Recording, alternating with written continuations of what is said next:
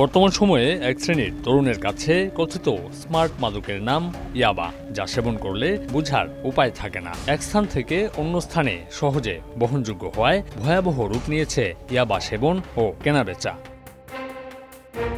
সিলেট নগরীর কাষ্ঠঘর এলাকাসহ বেশ কয়েকটি পয়েন্টে হাত বাড়ালেই ইয়াবা মিলছে। এর বাইরেও সুনামগঞ্জ জেলা শহর সহ মৌলভীবাজার ও হবিগঞ্জের বিভিন্ন এলাকায় ছড়িয়ে পড়েছে এই মরণ নেশা। চলছে রমরমা বাণিজ্য।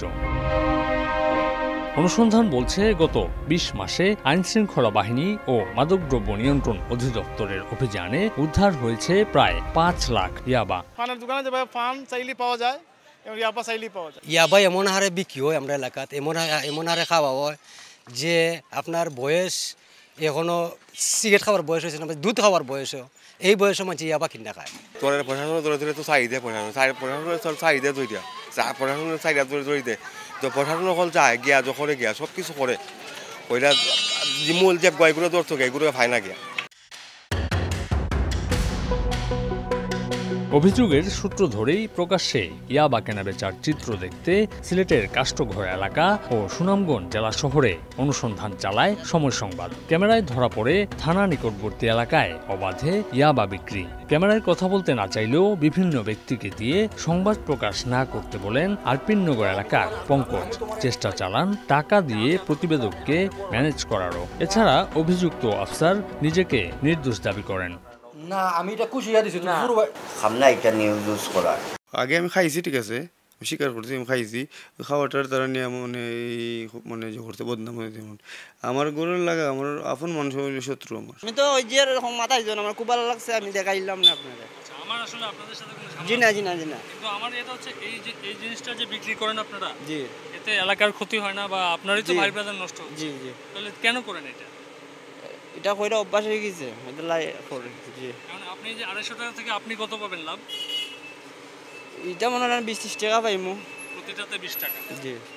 নগর 6 নং ওয়ার্ড 12 বছর যাবৎ পঙ্কজ, শিবলু, বরপড়ায় আছে তাজউদ্দিন, তাদের নিয়ন্ত্রণেই প্রতিটা গলিতে গলিতে তাদেরই সেলসম্যান আছে 20-25 জন। এদিকে ইয়াবার বিস্তার রোধে ঘনবসতিপূর্ণ এলাকায় নজরদারি ও আইনের যথাযথ প্রয়োগ নিশ্চিত করার তাগিদ বিশিষ্টজনদের। ইয়াবা বা মাদকের কারখানা পর্যন্ত আছে, যেগুলোর বাণিজ্য হচ্ছে বাংলাদেশ।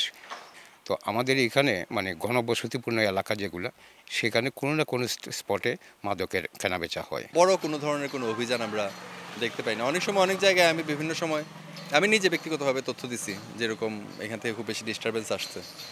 প্রশাসনরা বললে তারা হয়তো নেয়, একটু দেরিতে হয়। তবে ইয়াবার বিস্তার রোধে নিয়মিত অভিযান চালানোর দাবি আইনশৃঙ্খলা বাহিনীর। প্রযুক্তি এবং আমরা গোয়েন্দা তথ্যের সাহায্যে অবশ্যই প্রতিনিয়ত ইয়াবা উদ্ধার করে আসছি এবং এই বছরেও আমাদের প্রায় 1.1 লাখ পিস এবং গত বছরেও দেখলাম 2.2 লাখ পিসের মতো উদ্ধার আছে, যেটা চিটাগং কক্সবাজারের উদ্ধারের কথা চিন্তা করলে তুলনামূলক ভালো উদ্ধার বলা যায়। আমাদের উদ্ধার অভিযান ক্রমান্বয়ে অব্যাহত আছে, তবে আমরা এক্ষেত্রে আসলে মানুষের জনসচেতনতাকে প্রাধান্য দিব। নিয়মিত অভিযান পরিচালনা করি, সেই অভিযানে কিন্তু আমরা ধরি, কিন্তু যারা ভূতা তাদেরকে আমরা অনেক সময় ধরতে পারি না, কারণ তারা ধরাছোঁয়ার বাইরে থাকে। যে কেরিয়ার, সেও জানে না এই মালটা কার কাছ থেকে সে আনছে, শুধু তার কাছে তথ্য থাকে যে তুমি এই জিনিসটা এইখান থেকে আরেকটা জায়গায় তুমি পরিবহন করবা, এই জন্য নির্দিষ্ট অঙ্কের একটা টাকা পাবা। তালিকা আমরা তৈরি করছি, যারা মাদক ব্যবসা করছে এখানে তাদের একটা তালিকা করেছি। এখানে অনেকের বিরুদ্ধে আমরা এখানে প্রায় 52 জনের মতো একটা তালিকা হয়েছে। তো সেখানে আমরা 32 জনের বিরুদ্ধে মামলা হয়েছে। ইয়াবা ছাড়াও সিলেটের 4 জেলায় গত 20 মাসে ফেন্সিডিল ও বিদেশি মদ সহ 52 কোটি 5 লক্ষ টাকার বিদেশি মাদক জব্দের তথ্য দিয়েছে পুলিশ। আমিনুল ইসলাম, সময় সংবাদ, সিলেট।